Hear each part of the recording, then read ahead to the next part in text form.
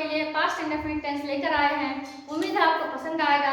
यदि आपको पसंद आया तो इसे आप लाइक, सब्सक्राइब और शेयर जरूर करें और ध्यान दीजिएगा हमारी वीडियो को पढ़ाते समय। इसके पहले हमने आपको प्रेजेंट इंडेफिनिट टेंस को पढ़ाया था और आपको समझाने का पूरी तरह से प्रयास किया था। आइए हम पढ़ते हैं past indefinite tense. Past indefinite tense इसे हम हिंदी में कहते हैं अनिश्चित भूतकाल। परिभाषा में इस टेंस के वाक्य में काम का करना या होना भूतकाल में पाया जाता है। जो है हमारा अनिश्चित भूतकाल या पास्ट इंडेफिनिट टेंस है, इसमें जो है हमारा कोई भी कार्य भूतकाल में बीते हुए समय में किया हुआ पाया जाता है। इस काल में काम बीते हुए समय में हो चुका होता है, परंतु लेकिन यह निश्चित नहीं होता कि वह कार्य कब हुआ है। दोस्तों, इस वाक्य को जो पास्ट इंडेफिनिट टेंस है, इस काल का, इस अनिश्चित भूतकाल के वाक्य को पहचानने के लिए इसका सटीक सीधा उदाहरण यही है कि आप जो बीते हुए समय में जो कार्य कर चुके हैं लेकिन उसका कोई भी समय आपको पता नहीं। जैसे हमने बोला मैंने कल जो टीवी देखा, आपने टीवी देखा पर कब देखा आपको ध्यान नहीं है, कोई टाइम आपको याद नहीं है। तो जब हमें निश्चित समय नहीं पता होता है लेकिन वह कार्य हमारे भूतकाल में यानी पास्ट टाइम में किया हुआ रहता है, तो उसे हम पास्ट इंडेफिनिट टेंस का वाक्य कहते हैं। पास्ट इंडेफिनिट टेंस को पहचानने के लिए मैंने कुछ उदाहरण दिए हैं।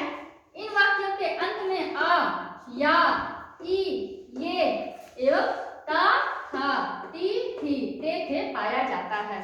जो भी वाक्य के अंत में ये आ, या, ई, ये, ता, था, ती, थी, ते, थे जैसे शब्द पाए जाए तो आप समझ लीजिएगा कि वह वाक्य पास्ट इंडेफिनिट टेंस का है। जैसे उदाहरण के तौर पर मैं बता दूं आपको, उदाहरण से पूरी तरह से आपको स्पष्ट हो जाएगा। देखिए, जैसे मैंने पुस्तक खरीदी। मैंने क्या किया? पुस्तक खरीदी। मैंने पुस्तक लिया। ठीक है, मैंने पुस्तक लिया। इसमें देखिए अब यहाँ आ गया, मीरा स्कूल गई, ई आ गया, पूजा ने भोजन बनाया, या आ गया, विद्यार्थी घर गए, ये आ गया। ठीक है, अब इसको जो हमारे पास्ट इंडेफिनिट टेंस के जो सेंटेंस जो वाक्य बनाए जाते हैं उसके कुछ रूल्स हैं। उस रूल को मैं आपको बता दूं, उसके बाद आपको आगे उदाहरण से समझाऊंगी। ये जो पास्ट इंडेफिनिट टेंस है इसकी सहायक क्रिया डिड होती है। ठीक है, जिसे हम हेल्पिंग वर्ब कहते हैं, और यह सहायक क्रिया सिर्फ और सिर्फ हमारे क्वेश्चन या नेगेटिव वाले वाक्य में लगाए जाते हैं। जब भी हम क्वेश्चन या नेगेटिव का वाक्य बनाएंगे पास्ट इंडेफिनिट टेंस में तो उसमें डिड प्लस V1 का प्रयोग करेंगे। लेकिन जब हम पास्ट इंडेफिनिट टेंस के सकारात्मक यानी पॉजिटिव सेंटेंस का फ्रेमिंग करते हैं, पॉजिटिव सेंटेंस का पॉजिटिव सेंटेंस बनाते हैं, तो उसमें वर्ब का सेकंड फॉर्म भी टू लगता है, जैसे मैंने यहाँ किया है। अब आइए उदाहरण से दिखा दें। इस काल के प्रत्येक कार्यकर्ता के साथ, इस काल के प्रत्येक कर्ता जो भी है, जैसे I, we, you, they, he, she, it, एक वचन या बहुवचन के साथ वर्ब की सेकंड फॉर्म का प्रयोग किया जाता है। पहले हमारे प्रेजेंट इंडेफिनिट टेंस में ऐसा नहीं था, उसमें कुछ अलग था। ठीक है, सिंगुलर सब्जेक्ट के साथ सिंगुलर वर्ब और प्लूरल सब्जेक्ट के साथ प्लूरल वर्ब। लेकिन यहाँ पास्ट इंडेफिनिट टेंस में जब हम सेंटेंस का फ्रेमिंग करते हैं तो वहां पर कुछ भी सिंगुलर प्लूरल का रूल नहीं है। इसमें सिंगुलर हो या प्लूरल हो, उसके साथ वर्ब जो क्रिया है वह हमेशा क्या होगी? सेकंड फॉर्म लगेगी, क्रिया का सेकंड फॉर्म लगेगा। चाहे वह आई, वी, यू, दे, कोई नाम, अकेले नाम, कई नाम हो, उससे मिलाकर वाक्य बना रहे हैं, लेकिन हमारा जो क्रिया का दूसरा फॉर्म यानी वर्ब का सेकंड फॉर्म ही लगाएंगे। ये बात क्लियर हो गई। आइए उदाहरण से आपको समझा दें। जैसे बाई, बाई का अर्थ होता है हिंदी में खरीदना।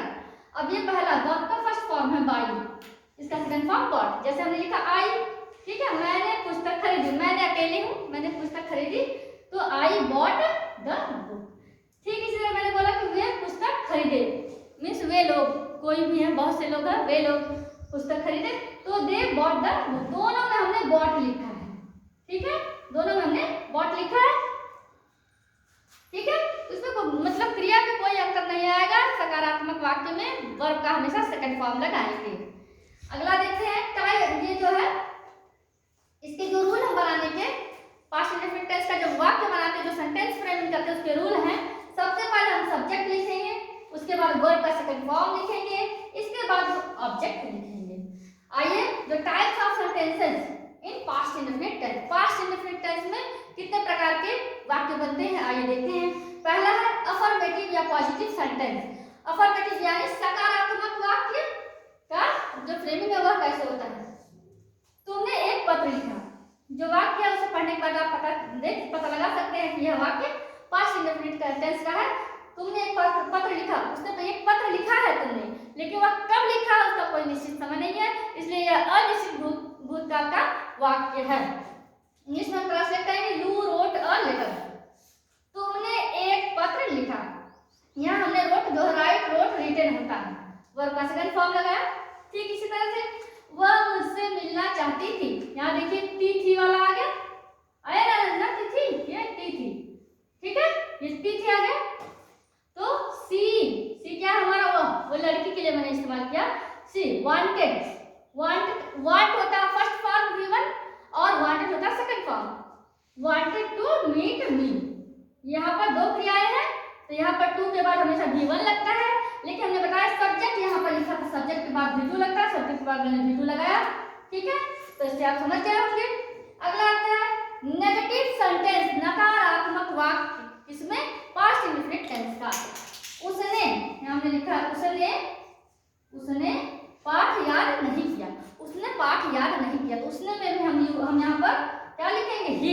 किसी को हमने कहा उसने, तो ही लिखा हमने सब्जेक्ट और नहीं है, ये नकारात्मक है, तो हमेशा यह हमने बोला नेगेटिव के ही साथ, नेगेटिव वाक्यों मतलब नेगेटिव सेंटेंस के साथ ही डिड लगेगा और उसमें नॉट लग जाएगा। तो देखिए डिड, तो हमने लिखा यहाँ पे ही डिड और नहीं किया इसलिए नॉट लगाया, ठीक है, he did not learn the lesson, उसने पाठ याद नहीं किया, ठीक है, इसे समझ गए। अब इंट्रोगेटिव सेंटेंस मींस क्वेश्चन, ठीक है, क्वेश्चन करते हैं, क्या उसने पाठ याद किया, तो हमने बोला क्या उसने पाठ याद किया, तो हमने बार बार बताया आपको कि डिड का प्रयोग हमेशा क्वेश्चन या नेगेटिव में करते हैं। अगर क्वेश्चन बनाया तो डिड का प्रयोग, नेगेटिव बनाया तो उसमें डिड के साथ नॉट लगा देंगे, लेकिन वह कब लगेगा, सब्जेक्ट के बाद। देखिए, तो हमने लिखा डिड, क्या लिखते लिए हमने डिड लिखा और उसने पाठ याद किया, तो ही लर्न द लेसन। और हमने बार बार बताया आपको कि क्वेश्चन या नेगेटिव बना से वक्त V1 लगाएंगे। देखिए हमने V1 लगाया ना यहाँ पे, वर्ब का फर्स्ट फॉर्म लगाया है, ठीक है, ये आपको पता देख कर लग रहा होगा, V1 हमने लगाया। अगला देखें इंट्रोगेटिव नेगेटिव, ठीक है, प्रश्नवाचक नकारात्मक वाक्य। तो इंट्रोगेटिव सकारात्मक हमने देखा था, इंट्रोगेटिव मीन्स प्रश्नवाचक सकारात्मक वाक्य, और ये जो इंट्रोगेटिव नेगेटिव मीन्स जो प्रश्नवाचक तो है लेकिन वह नकारात्मक वाक्य है, उसका हम प्रश्नवाचक बना रहे थे। देखिए क्या वह बाजार नहीं गई, तो उसके लिए हमने डिड लिखा, डिड सी, और नकारात्मक नहीं था ना यहाँ पे, देखिए ये नहीं था, तो हमने लिखा नॉट गो टू मार्केट। तो देखिए सी हमने लिखा था, सी क्या हमारा सब्जेक्ट है, करता है, इस करता के बाद हमारा नॉट लग गया। आई बात समझिए। अगला आते हैं WH इंट्रोगेटिव सेंटेंस। यहाँ WH का अर्थ W से बनने वाले जो क्वेश्चन वर्ड होते हैं, जैसे हु से, W से हु, वेयर, व्हेन, है ना, व्हिच, और H से हाउ मेनी, ठीक है, हाउ मच करते हैं। आप यहाँ कब आए, यह मतलब यहाँ पे देखिए आपको ध्यान दीजिएगा क्वेश्चन वर्ड लगाना, ठीक है। आप यहाँ कब आए, When did you arrive here, ठीक है, आप यहाँ कब आए, When did you arrive here means when मतलब कब, ठीक है, आप यहाँ आए, ठीक है। तो ये बात आपको समझ आ गई होगी, आप प्रयास कीजिएगा बनाने का। इसी तरीके से आप देख करके समझ कर जाए अच्छे से, और अपने से कम 5 वाक्य बनाएं जो कि ये अफर्मेटिव हो, नेगेटिव हो, इंट्रोगेटिव हो, इंट्रोगेटिव नेगेटिव हो, और WH इंट्रोगेटिव नेगेटिव क्वेश्चन बने।